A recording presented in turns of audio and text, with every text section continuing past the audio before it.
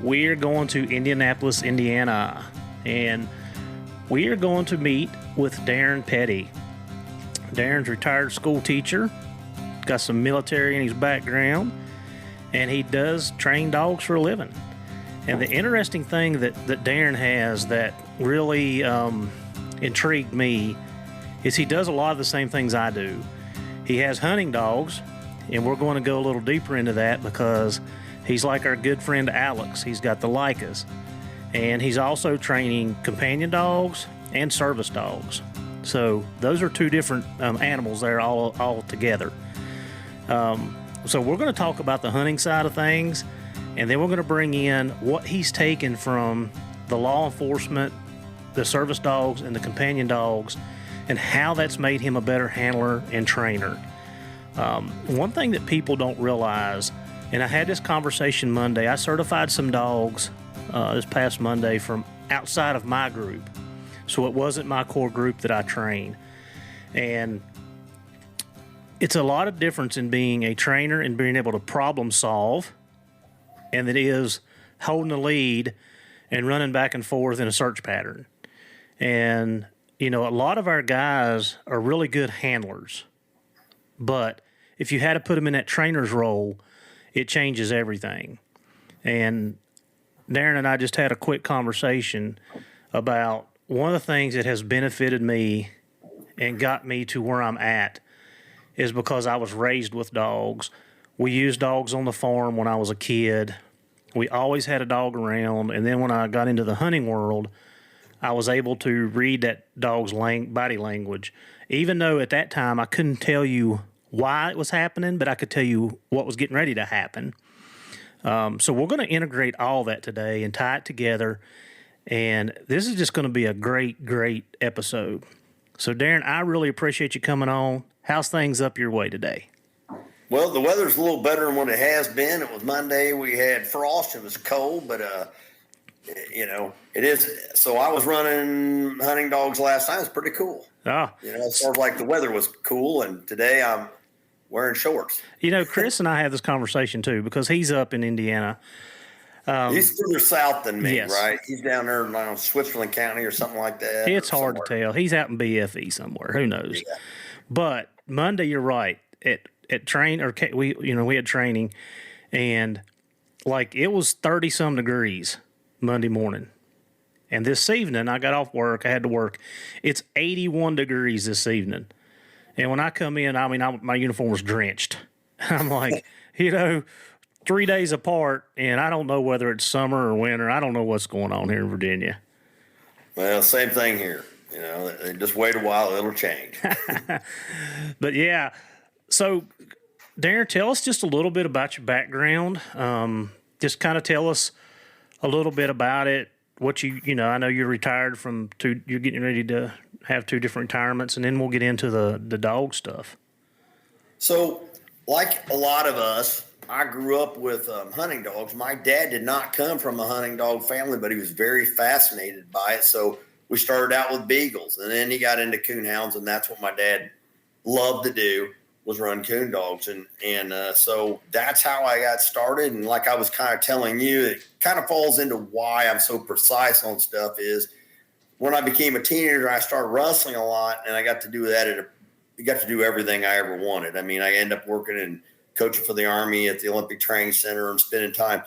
That's such a precise sport with a lot of technique, and that kind of crossed over for me.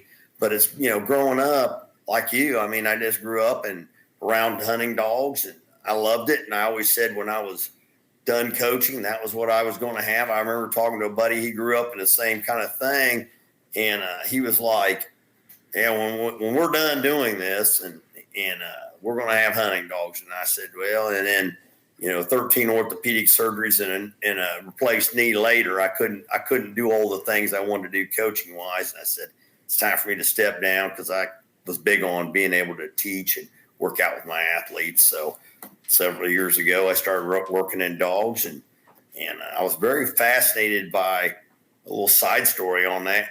We didn't have squirrel dogs when I grew up. I'd never heard of such a thing. Mm. So a buddy of mine, and we're over in a war zone, and my buddy Dean Jones from Pennsboro, West Virginia. He said his grandpa had feist. I said, a feist? What the heck is a feist? So he explained, and that was what I started when I got out of coaching. I actually started with the feist until the coyotes tried to kill it. And then I thought, well, I better go to something a little bigger. And eventually my wife and I had talked about teaching in Alaska, and between the 3 northern breeds, we were going to take a sabbatical. I wanted a dog that would keep the bears and the moose out of the yard. So I looked at finished spits. Well, those people were a little odd here in the U.S. They do not understand a finished spitz as a hunting dog. They would argue with you can't hunt a finished spitz in the U.S. They would argue with you, and I couldn't find. And they wanted to charge you a lot. Same thing, there's very few elk hounds that people use, and so I read Vladimir Baragovoy's book, and I was like, that's the dog I want to get. Yeah, that's how I ended up with them. All right, let's backtrack. So when you coon hunted, what kind of dogs did you run? We started out with walkers, but we ended up with English dogs. My dad's very best friend, some of you guys might know him. He's passed away now. It's Mike Rafe. They're up by not very far from Kokomo, Indiana, and Mike had some world champs, and so we mainly had English dogs. Okay. And Mike's in the Hall of Fame, and that really taught me. My dad, he ran dogs, but that was a lifestyle for Mike. Mm-hmm. I mean, he was out there trying to win, so he was out there, 6-7 days a week, so that really taught me if you want to have really good dogs, the amount of time you got to put in. Yeah, that's a full-time job, those comp guys. they're and I mean, I did it, and I don't want to do it anymore, but, I was hunting 6 and 7 nights a week, and I mean, I enjoyed it the time that I done it, during the time that I done it, but kids come along and jobs and life changes and everything else, and it just kind of changed my thought process. And I have found with me, and this is kind of a detriment to my job, is I can't sleep during the day. And I don't know how I did it when I was younger. I guess I was just too young and dumb to know any better. But man, I mean, I like to be in bed by 10 o'clock. Like I'm one of them old timers that, when it's dark, they roll the streets up. So I don't leave to go run the dogs at night till 10 o'clock. Shoot. And then I get home about 2, and then I got to take my son to school at 7. So I got to get up for that and then, go from there. Yeah. But yeah, I just can't. I can't stay up like I used to. I could probably hunt till 12 or 1 maybe, and probably be all right. But I couldn't do it 5-6 nights a week like I used to. That gets a little rough. Now I had 2 young dogs I was starting 3. So it was run score. And having 3 young dogs and an older dog, and then that's 7, and then having Kilby's 12, but she still will put 5 or 6 miles in. And I just kind of rotated her around. But I would go and drop my son off to school, and I would run squirrels. I'd come home and train my obedience dogs and my board and train dogs or lessons. And then I'd pick my son up, or my foreign exchange student from Germany, and then I'd go coon hunting that night. And I tried to do that. I did that about 5 days a week this last year to really have those dogs. You want to put good time into those young dogs, make up your mind whether they're going to fit into what you're doing. So I was hitting pretty hard this last year. Yeah. So let's go to, you said you ended up with the Leica. Mm-hmm. And, you're talking about the Spitz. I judged the AKC show down in Durham last year. Maybe the year before last year. Yeah, it was this time last year, actually. And they had a couple of the Spitz. And, I mean, they were well put together dogs. Conformation, I mean, they were nice. They were a nice looking dog. A little bit smaller than the Leica. If you talk to any of those guys, and I spend a lot of time talking to guys. There's one guy in particular over the years that I spent a lot of time talking to, is Eric Krogstad in Norway. He had the number 1 Leica, West Siberian Leica, in Norway. His dog was named Ice. and he had titled him and everything, big game, small game, so forth.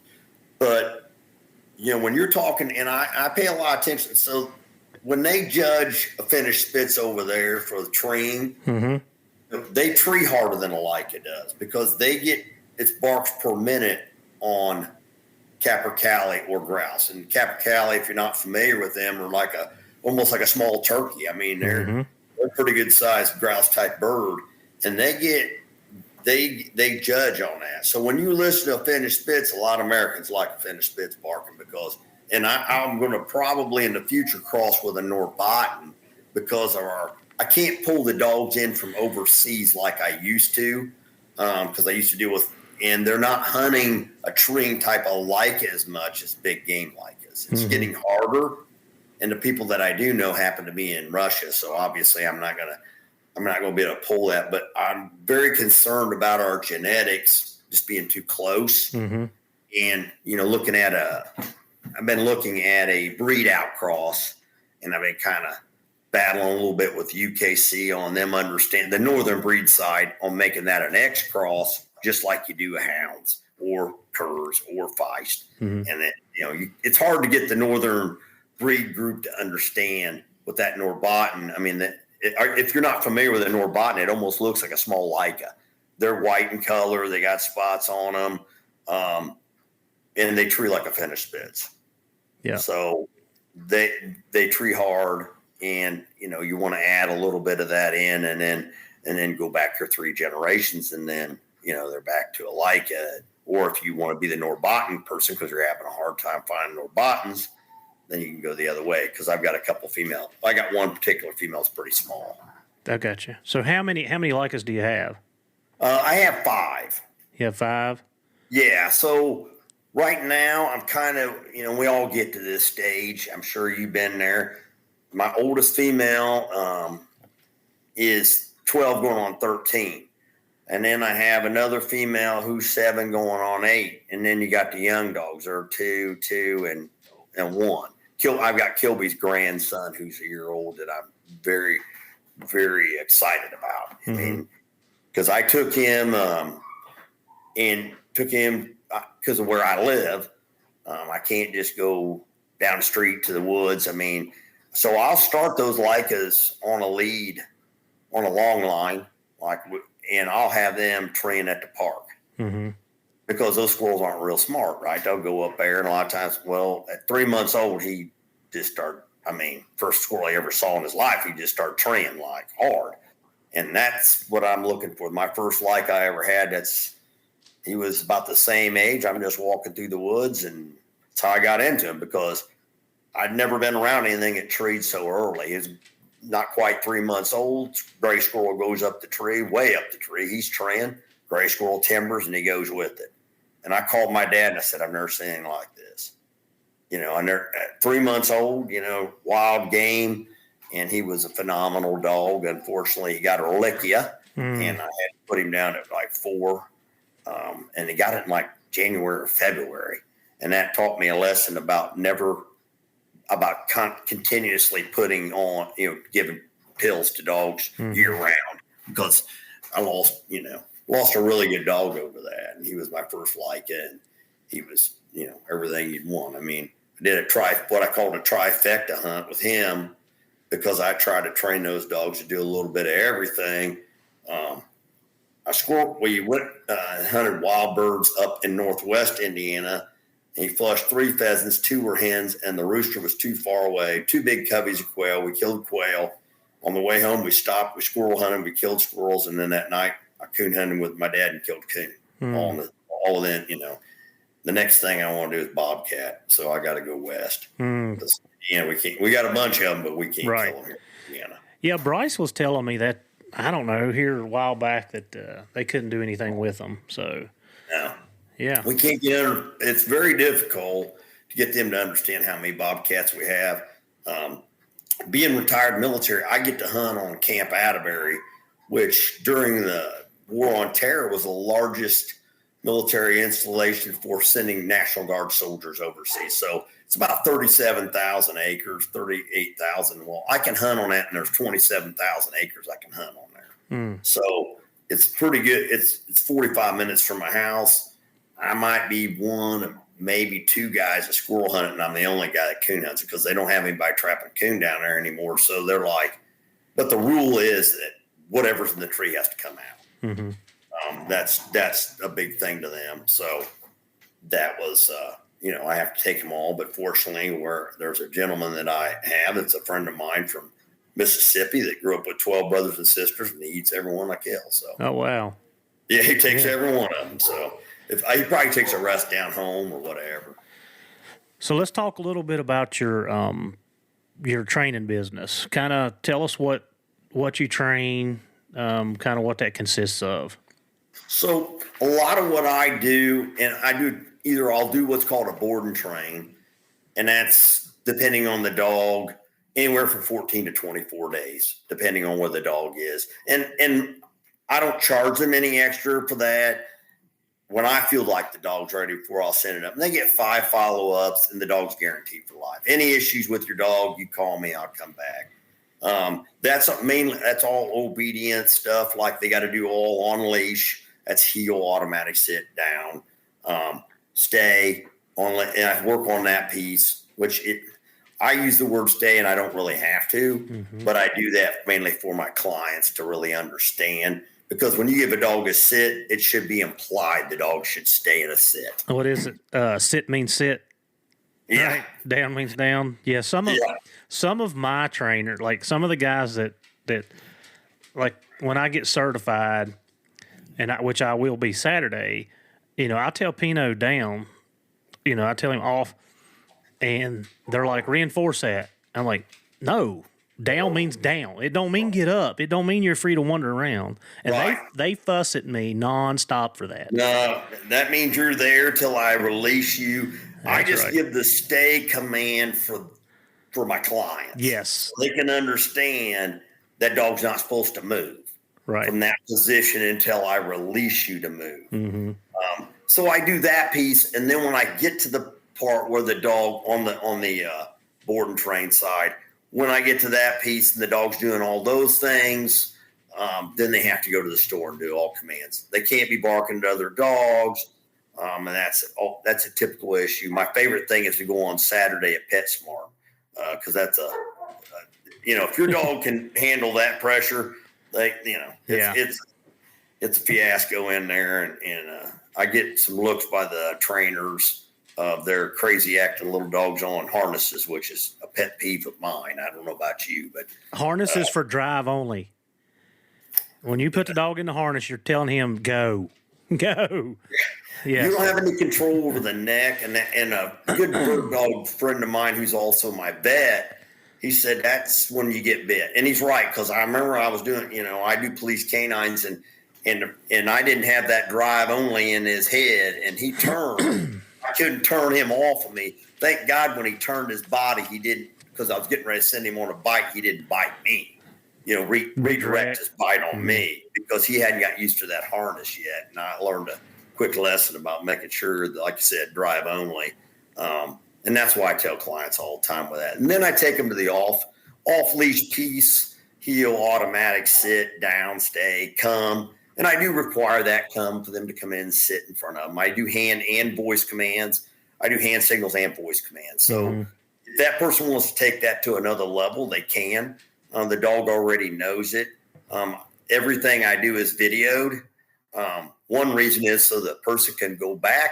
And the other reason is if anybody ever says your dog that you didn't train their dog, you got a record of it. That's only happened once, where somebody gets on their little Facebook group and, complain about you. And so they had 85 videos because some other person I trained, there's a little neighborhood Facebook group. I'm sure you've seen this. Yeah.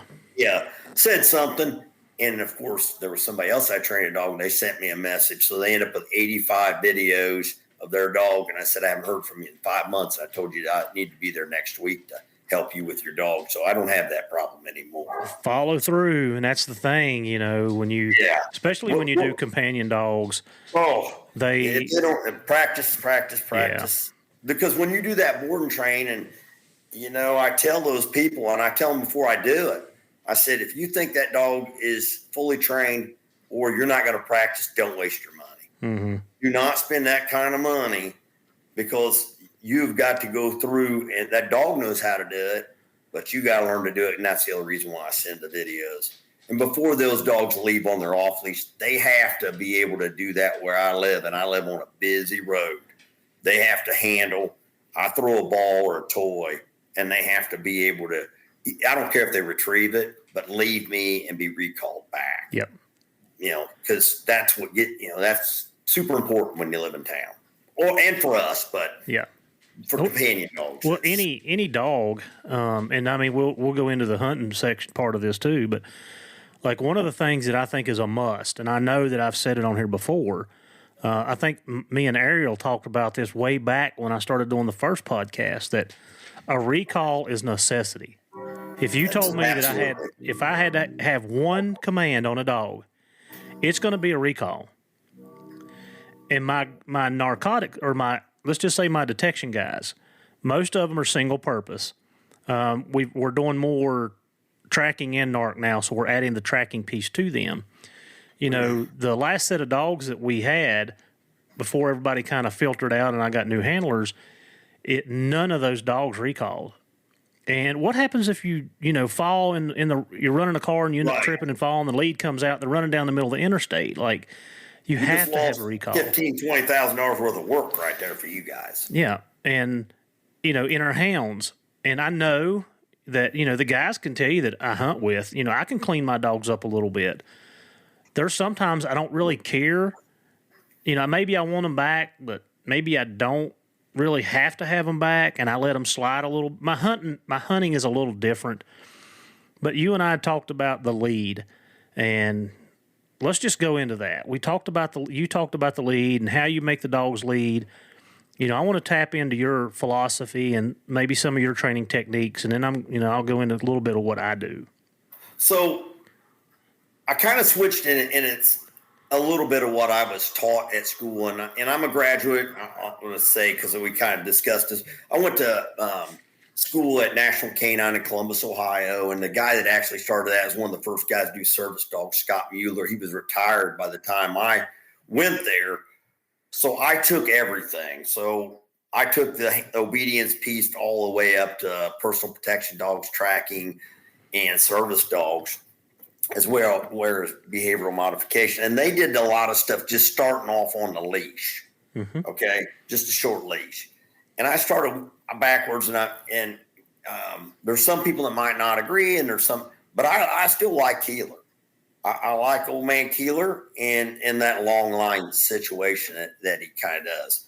And I prefer to start that dog on the chain slip lead, and then on that long line, and I'll just be going before I start with the leash. And I'm looking for that dog to not be paying attention. I just change directions and tell that dog, and I don't even talk to the dog, because I want that dog to pay attention to where I'm going and start to focus on me and not on if they're sniffing, whatever.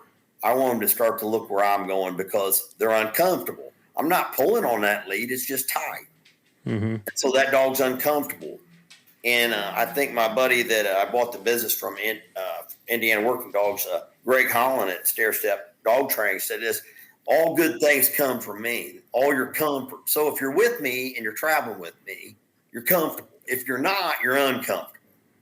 When I see that dog switch to that, then I'll go to my leash and start throwing in my commands. If it's just pet dogs, I need them to do like heel, automatic sit down, all that stuff.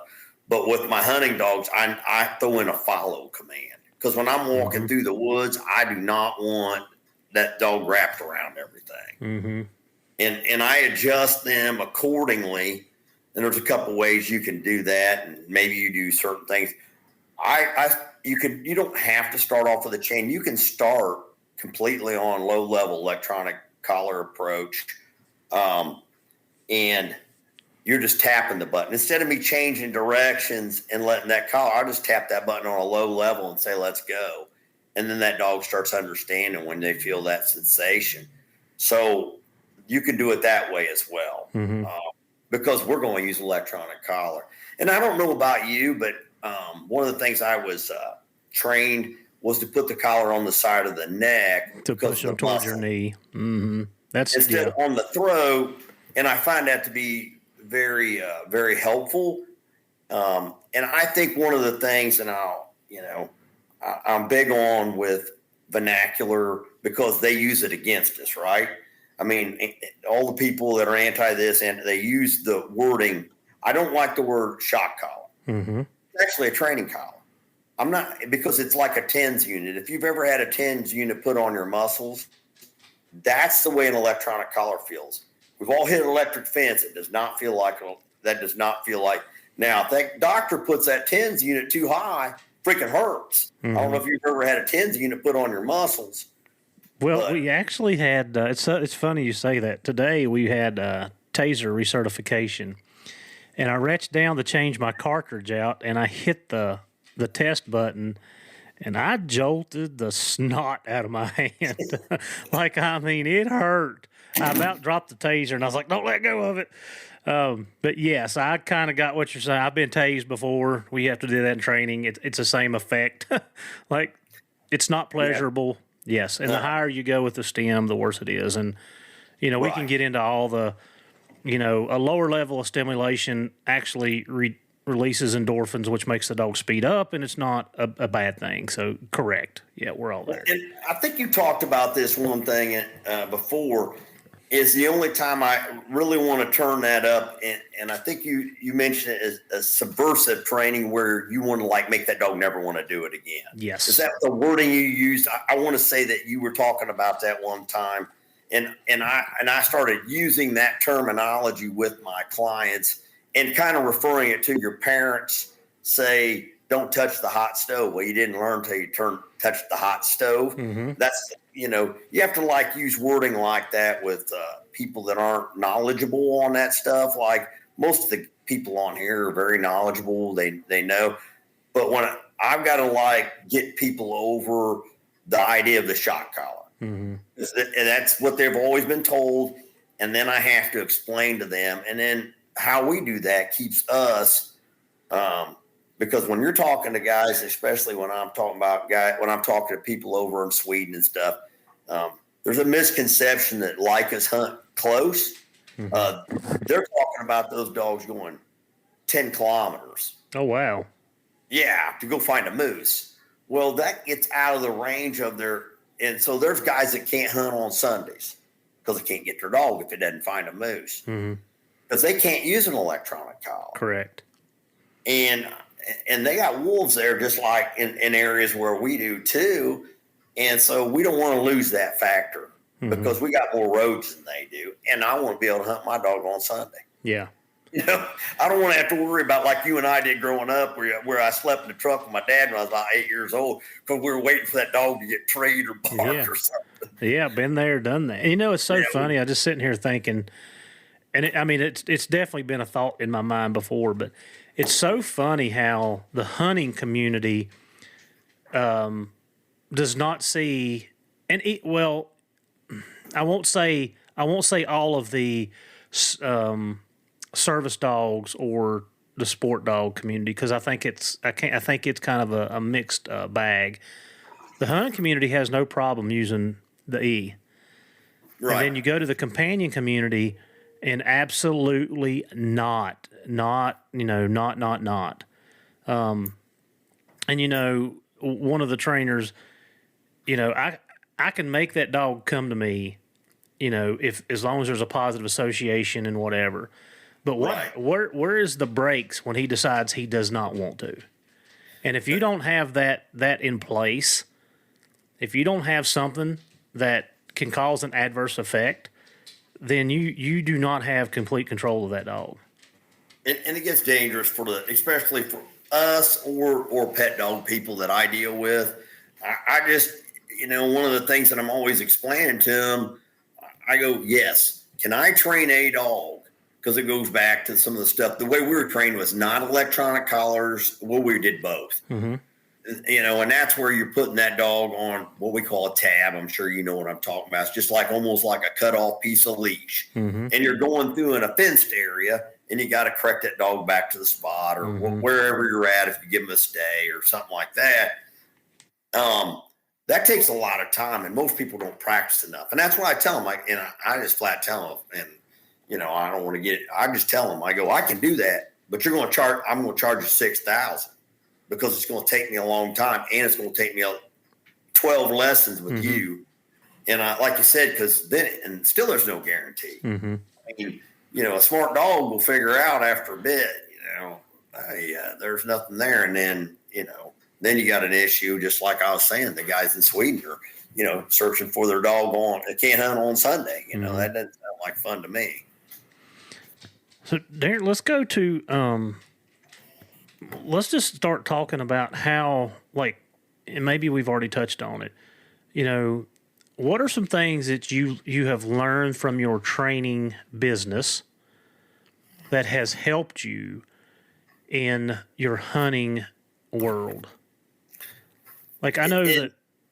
Go ahead. I'm sorry. No, you're good. I heard, Chris had talked about it on a podcast that everything, and everybody's different. Some people's okay where they're at. I'm okay. My dogs do X, Y, and Z, and I'm good with that. And I feel like I've been blessed because I feel like there's always something a little better. Whether it's a method or, somebody has a different style or a training technique or whatever it is, I'm always willing to go outside the box, and I want to learn. I want to learn, and dog behavior is something that, I work with every day. But it's definitely helped me understand the why. My police canine training, and I can't say everything that I know I have stolen or taken from somebody. I didn't know any of this stuff. None of it. None of it's mine. It's all been somebody else's. But I've been so blessed, again, that I've had so many good people that have spent time talking to me, training me, coaching me, mentoring me, that it has made my hunting life so much more enjoyable and pleasurable, and I actually understand things 10 times more than just turning the dog loose, letting him run, catching a bear, or going back to the truck.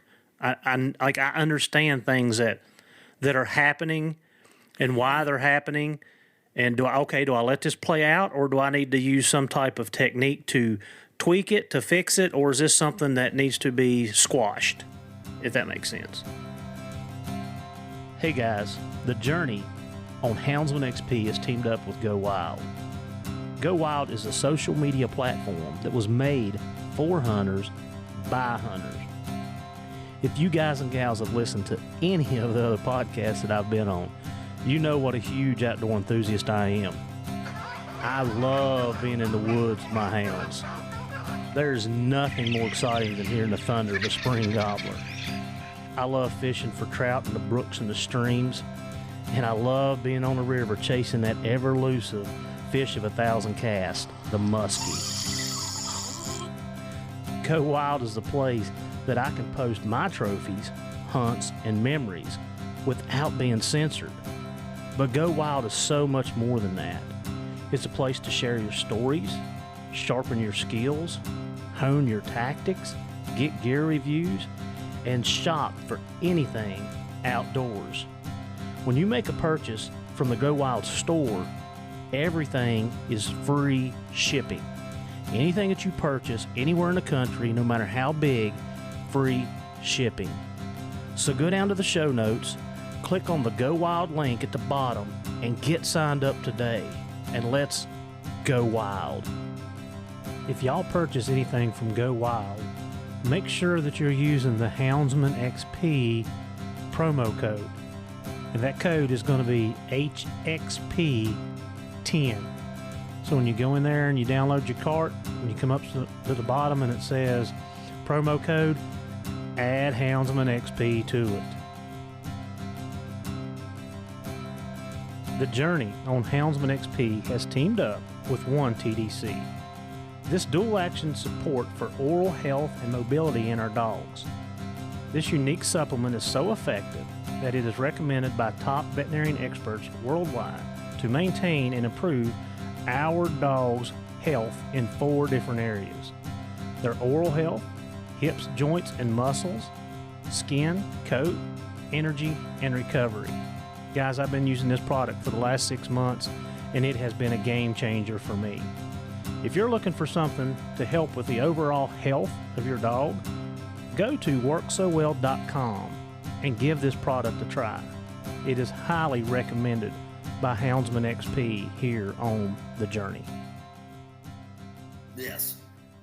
Yeah, I will tell you, especially with me on the, running a West Siberian Laikas in a busy place like I have, that understanding on how to get that training piece. And I mentioned this when we were talking before, is when you're touching and you're working with that dog, and of course, you've discussed this many times about how you're handling your puppies and all those things, and stuff like that. You're starting to build a relationship with that dog. When I'm working that dog on a leash, I've now created a set of rules that he understands or she understands. That dog understands, hey, there's rules here when I'm walking on this leash. It's not like out of control behavior. And you and I were talking before about, we use a lot of studies of animals to then refer to kids or people. Well, think about what I did for 20 years. I taught kids, right? So if you didn't have a structured classroom, it's a free-for-all. And you don't build a good relationship with those kids. If those kids know what directions that you want, they'll try to stay within those boundaries. Sometimes those ones will go outside those boundaries. You got to correct that behavior in whatever way you want. Same thing with dogs, though, because you built that relationship. I mean, man, my first students are like 38 years old, and they still talk to me about stuff that I'll never forget how you did this or whatever else.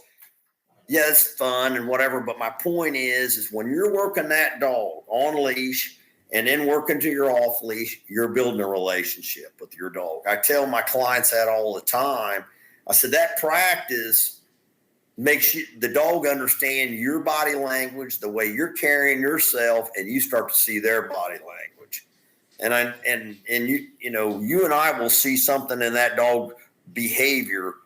We'll see it happen and fix that quicker just because we're used to seeing it all the time.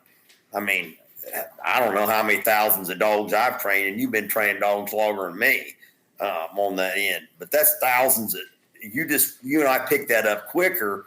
And the only way you get to that point on handling dogs is that you got to do it. Mm-hmm. You got to put that time. And I found that relationship, especially with Laikas. Laikas are a dog that really bond with their owner. And that's really important. And it was mentioned by Vladimir in his book, Hunting Like Breeds of Russia. He mentions it like you can't go down and get your buddy's Laika. It won't hunt for you. He talked about that. There's a lot of Laikas still that act like that. Mm-hmm. I mean, I went up and picked up a Laika from Dave Wood. It took a month before that dog would hunt for me. And I know those old-time cur guys would say the same thing to me. Yep. But it's, they got a little more hound today, and they're a little more houndy in that part of them. But those old-time cur dogs are very much like that. When I talk to my buddies, especially the older guys that I know that are like 75, 80, and they're like talking about, and that is what they like when they go with me. Those Laikas remind them of the old time cur dog. That's that one piece that they are an Aboriginal breed. Anytime you get primitive Aboriginal breeds, it's a little bit different. Doesn't matter when I'm grabbing a Shiba Inu or a Laika, they're a little different because they got that. When you get into those primitive breeds, it's almost a little more wolf-like mm-hmm. in behaviors. And that's why I spend a lot of time on that socializing aspect with being around other dogs, because they don't play well with others a lot of times. Well, that might be okay in Russia, or wherever in the middle of nowhere, but it won't be okay for me if my dog comes up and gets in a fight with your dog. You're not going to be real happy with mm-hmm. me, and that's a piece. And all that time I'm spending with my dog, it's easier for me to recall them. And, they know they read me better. I read them better. So maybe I just kind of carried on, but that's kind of what I've seen through my training piece as a trainer that's kind of worked over into my hunting. Yeah. And you can tell it, like the guys that spend an enormous amount of time with their hounds, like, it immediately. Like, they don't have to yell and scream. They're soft-spoken. The dogs, listen to them. And, I'm go back to the lead. And I had a person ask me, well, how much is too much obedience? And I get this in the LE side of it too. Like, well, I don't want to have my dog where it won't go out here and perform its duty. Well, it depends on how I train the obedience, one. And Jerry Bradshaw and I actually we didn't talk about it on the podcast, but we had talked about it off. I don't think that you can have too much obedience on a dog. And now, yes, for my hounds, do I make them sit, stand, lay down, stay? I don't do a lot of that stuff with them because it's not necessary in what I'm doing. I need them to come to me. I need them to lead. You talk about a lead. I don't like a lead on my dogs, and everybody hunts with me knows I put my dogs on a double coupler, and they walk right beside me or behind me. Simple as that. Now, how do you train that? I had this guy, well, how do you train that? Well, first, I learned this from an old-timer 20 years ago, 25 years ago, and I learned really quick. Once you get one dog that will lead and stay with you, it doesn't take many repetitions to get the second dog to understand that, okay, this is what I'm doing. And then you put the third dog on there, and he's like, oh, okay, this is what I'm doing. And the next thing you know, you got 6 dogs that are following you out of the woods without a lead on them. Just dragging along. Yeah, I mean, I do it a little bit differently because I don't put a lead on my dogs a ton, except for when I'm starting them out, just so I can build it, because I'm going to get them to the point where I'm telling them to heel or whatever, and I'm using that low level electronic collar approach to keep them in the distance I need. Yeah, but they understand that low level is not a punishment for doing X, Y, and Z. It's telling me that Dad said stay here or stay with me. It's not, that's where people sometimes get the dynamics of what's taking place mixed up. Right. And it's like last night, I had a young dog, and it's the first time she'd ever seen a skunk. And I wasn't paying, and then I looked out of the corner of my eye, and I knew exactly when she was going across that field. But I couldn't get to my, and I'm carrying a dog tree now. I couldn't get to my phone fast enough, but I just yelled, "No, leave it, come." Well, she started coming back. Even though the skunk sprayed, she was far in the back. She just got a little dusting.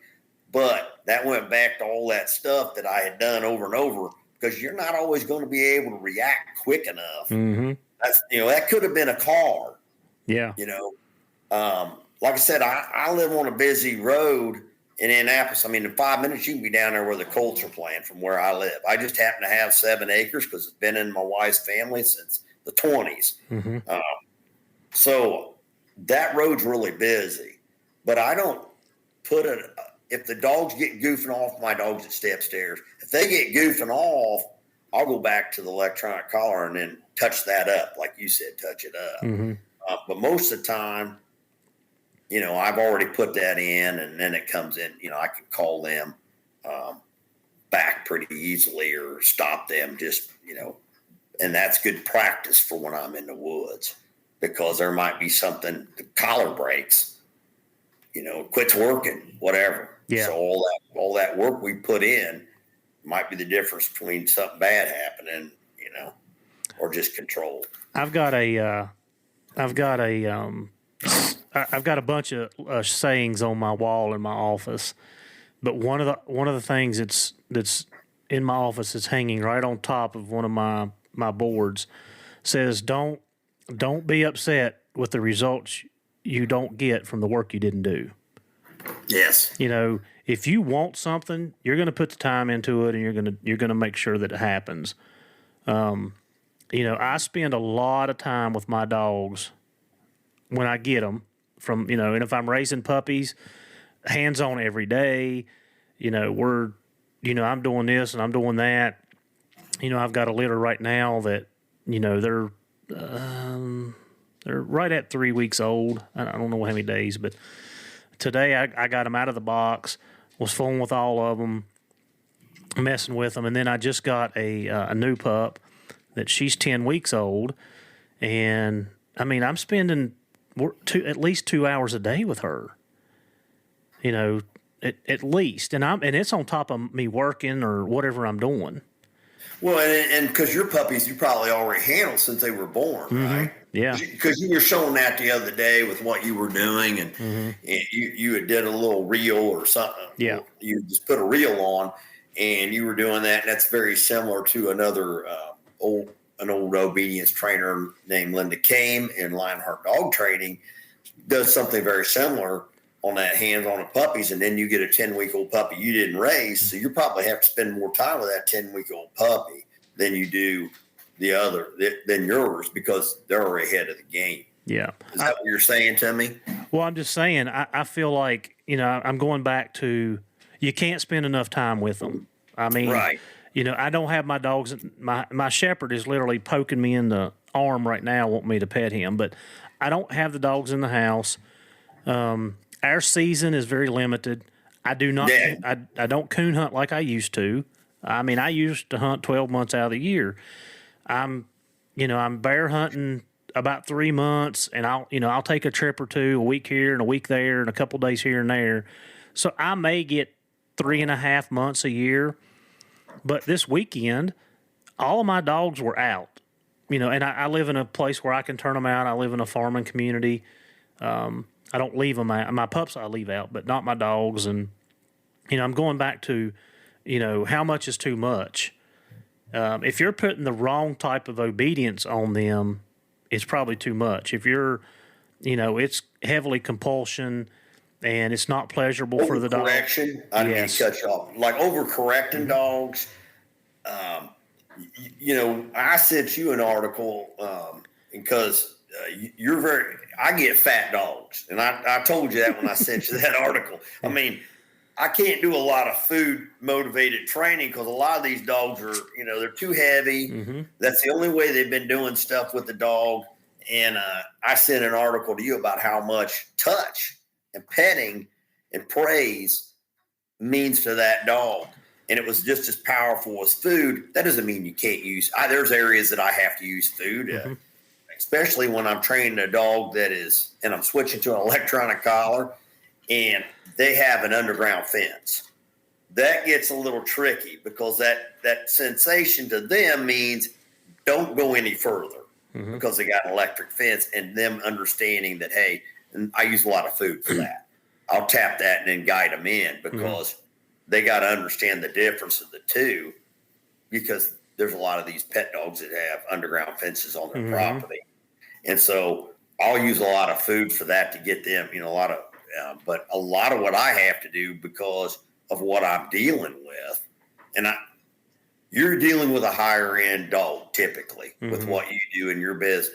And most of our hunting dogs are a little higher end.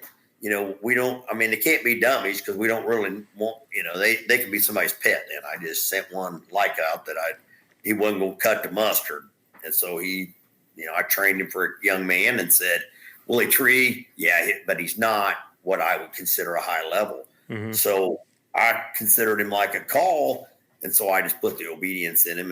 And I told the kid, what you're paying for is not the dog. You're paying me to train this dog. So, because he isn't going to make it the kind of hunting dog that I want somebody to be breeding to. And when you're dealing with pet dogs, I'm not often dealing with, the best genetics or it's a little different. You got to, but it's just reading your dog. Yeah.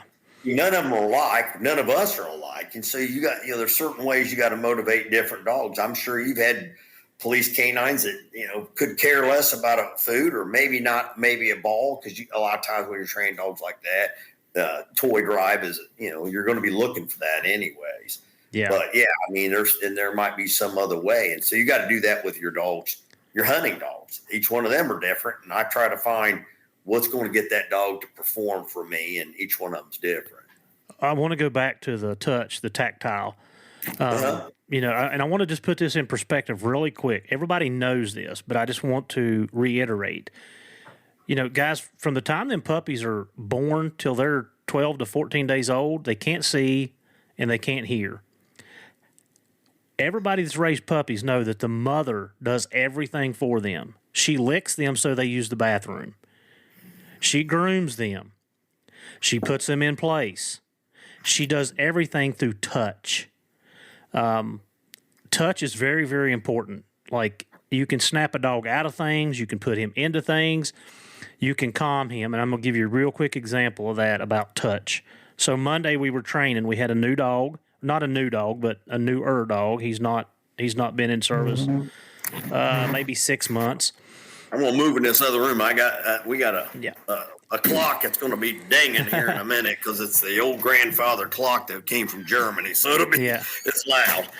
So we're working on recalls, and we're doing recalls, and he gives the dog a bite, and the dog bites, and the handler goes up. Well, the dog immediately it stays on the bite, but he turns his body away from the handler, which shows me there's a little conflict there.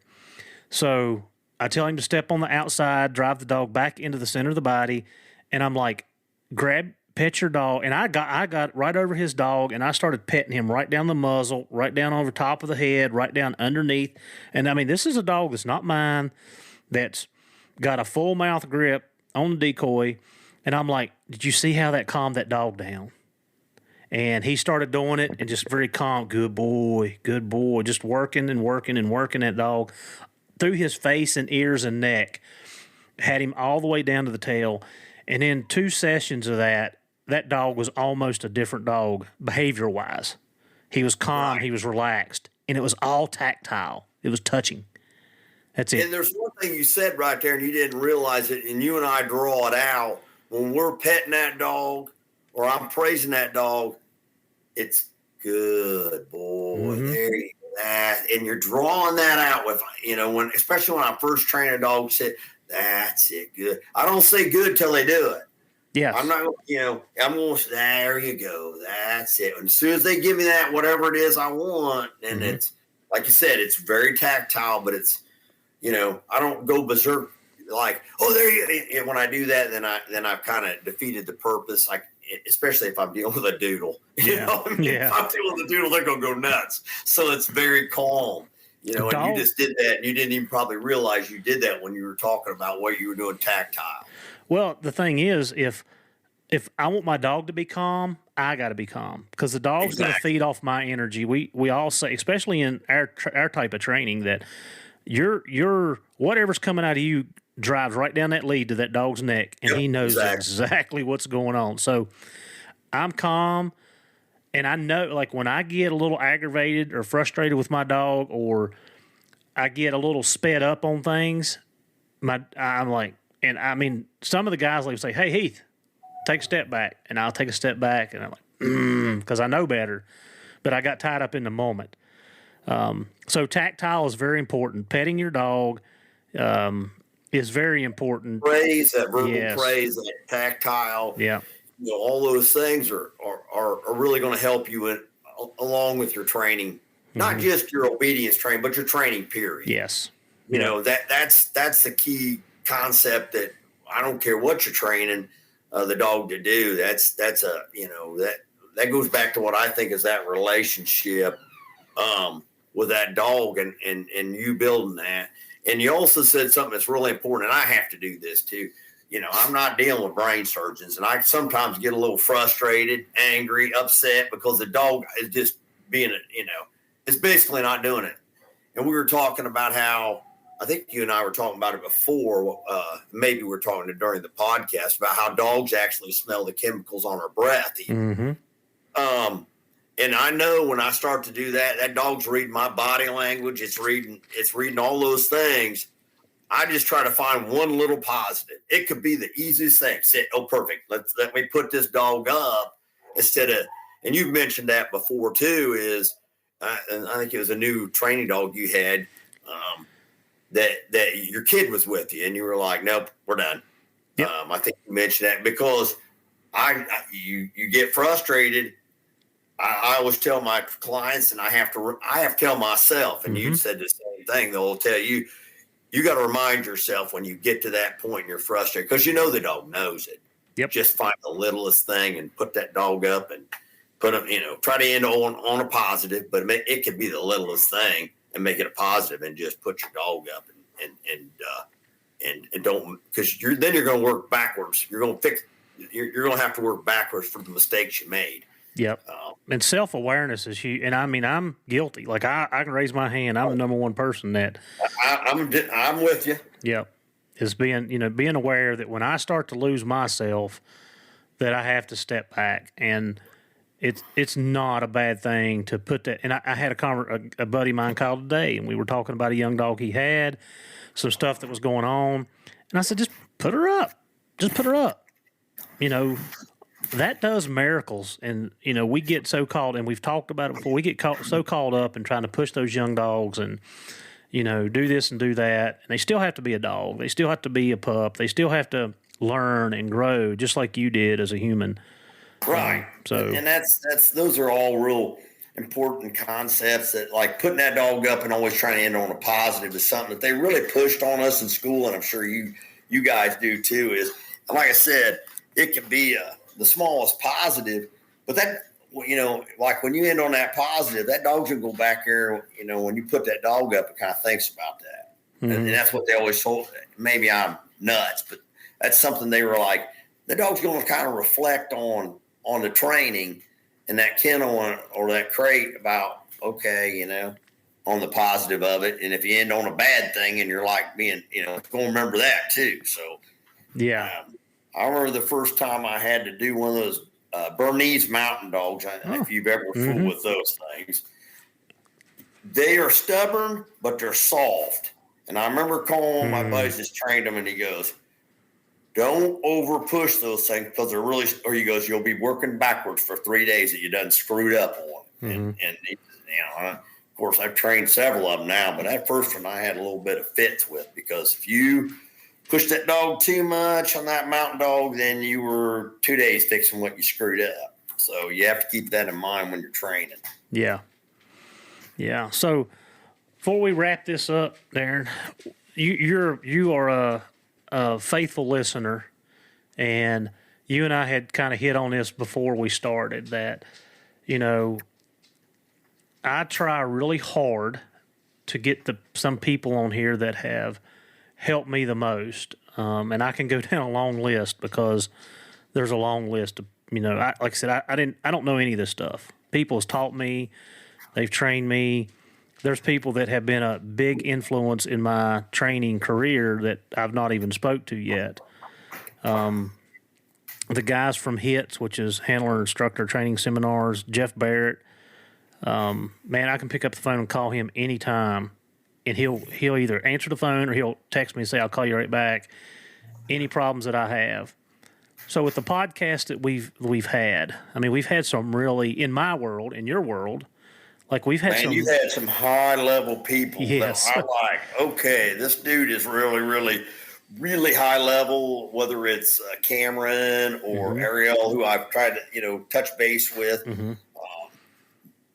That's might be a little difficult for the average, the hunter to like pull that in. Whereas you and I kind of deal with a little bit different world, but man, you've had some, I was kind of embarrassed when you asked me. I'm like, man, I'm on those guys' league, man. I'm just dumb old country boy that just happens to live in the city and trains dogs for a living. Yeah, but you're taking the stuff that they're teaching and you're implementing it. You're using it. You're making a living off of the stuff that these guys do. And one thing that I have learned over my career, and if you'd have asked me this 15 years ago, I'd have probably laughed at you. But, you have to eat humble pie sometimes. And I told you when we started this that, I did that with the Dutch guys. I didn't understand their training philosophy. I thought it was crazy some of the stuff that they did because it was either so simple or I just thought, why? And after the fourth time of sitting in a seminar, four times sitting in a seminar with them, it hit me like a ton of bricks. These guys been doing this for 40 years. They have titled national dogs. They have won national championships. They have trained thousands and thousands of police dogs throughout Europe. And I don't know anything. And sometimes that's a hard pill to swallow, but I'm going to actually have those guys on here too. Hopefully this year we're planning to do that. But so what's one of your favorite podcasts, and what did you take from it that we could apply? I tell you, there's several of them. I mean, and like I said, I mentioned Ariel. I liked when she was talking about how the dog sense of smell work. Mm-hmm. I don't do as much man tracking, so that was understanding that piece. But really, what Cameron was talking about, and it came down, and I'm like, man, I got to get out there. I got to learn how he's getting an 80% success rate on picking out puppies for scent detection.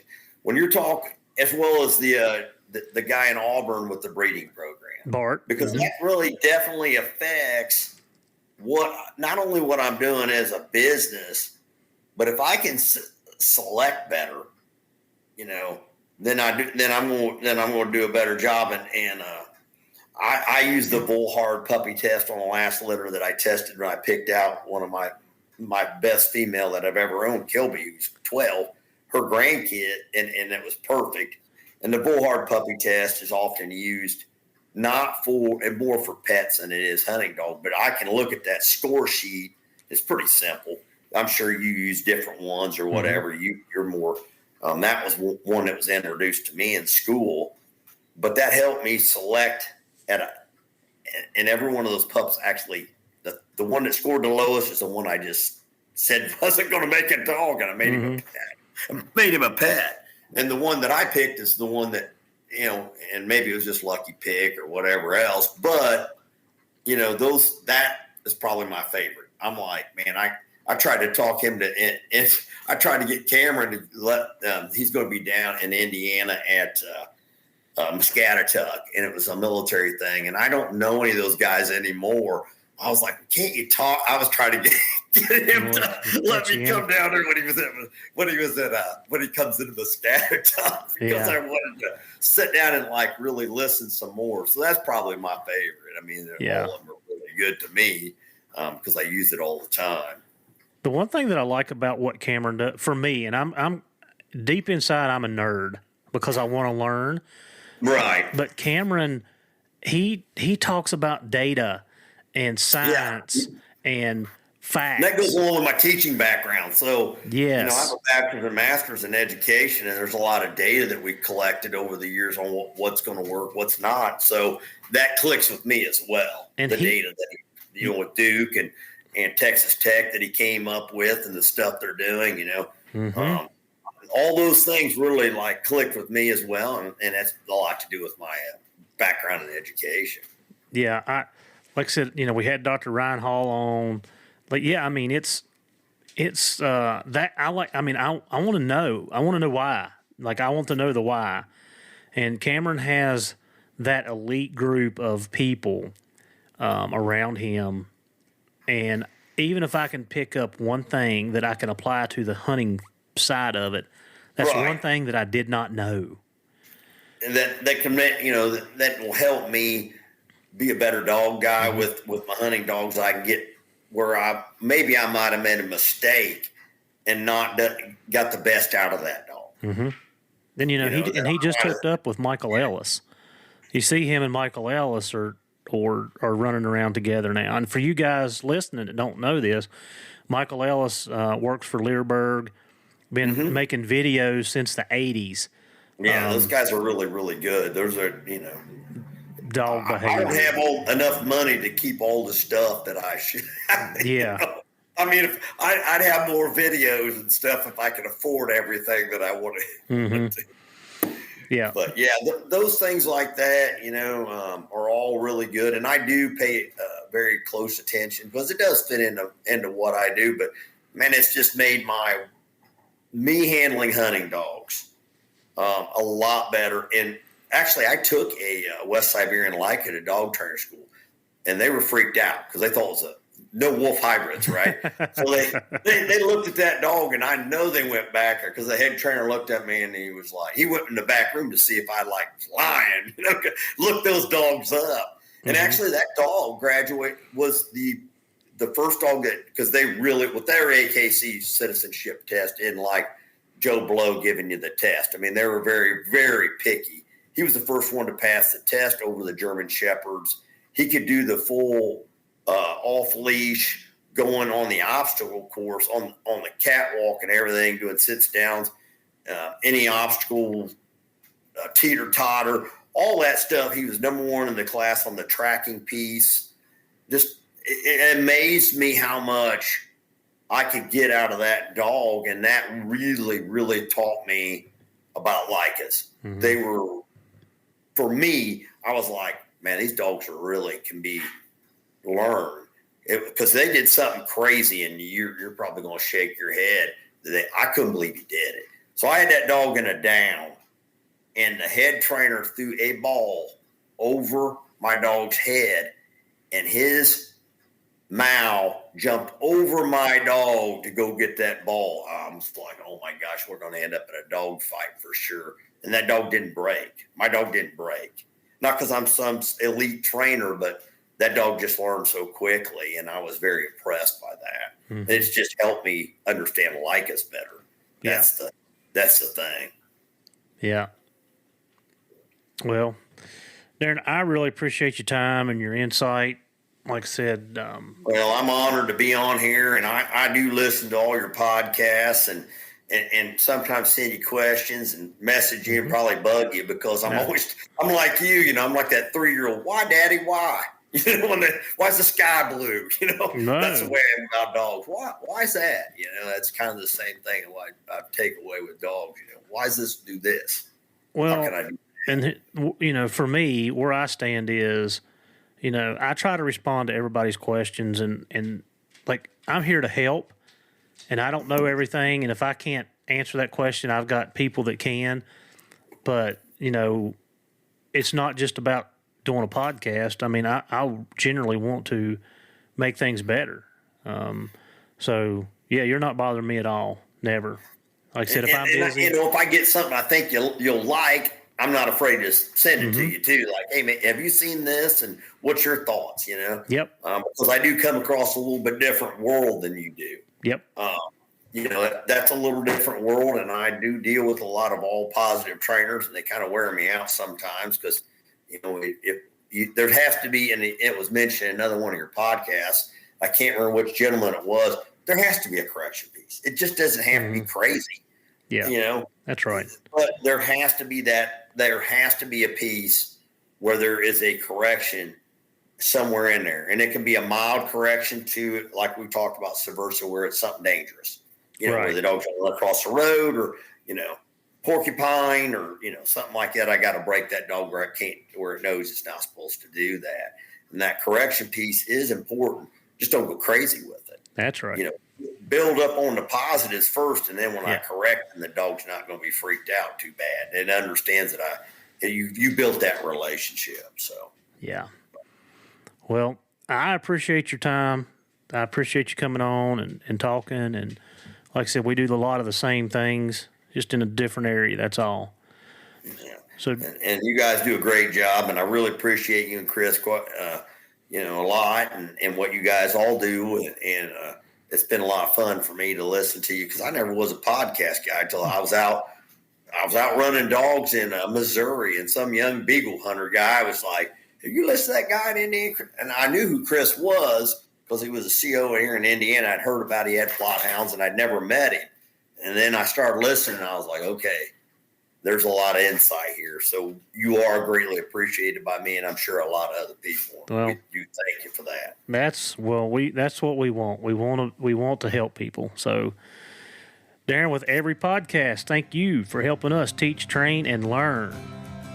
Thanks, guys. Appreciate you.